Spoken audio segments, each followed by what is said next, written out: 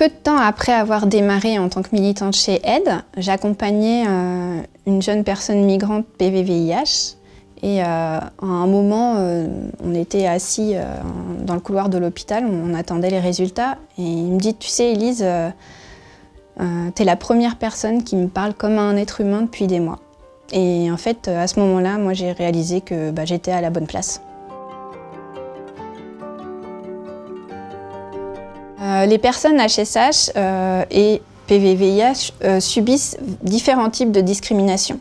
Déjà, il y a des discriminations institutionnelles, il y a encore certains métiers qui sont interdits aux personnes qui vivent avec le VIH. La plus difficile à vivre, c'est tout ce qui va être discrimination au sein de la famille.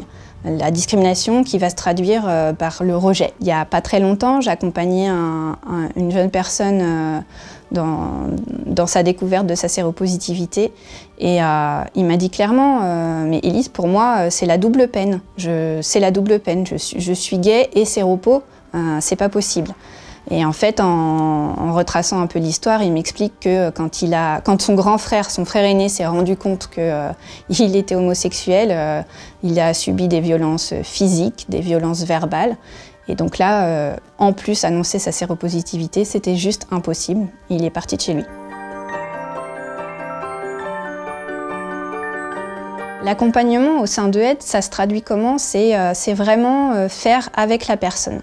On part de ses besoins, on part de son questionnement, on part de son projet et on va l'accompagner et faire avec lui pour qu'il ait accès à ses réponses. On va mettre en place des actions d'ateliers collectifs, par exemple, ou de groupes d'autosupport.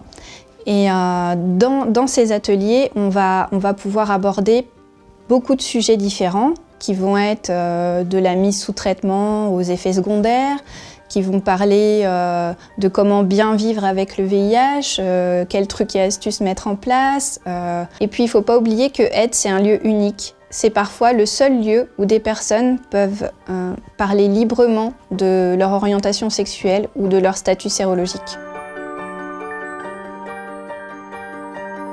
C'est du partage, de l'échange, c'est pouvoir apprendre tous les jours, apprendre des parcours de vie des autres, mais aussi apprendre sur la législation ou sur les traitements, par exemple. Voilà. L'idée, c'est de participer à un changement de société pour une société plus inclusive et plus juste.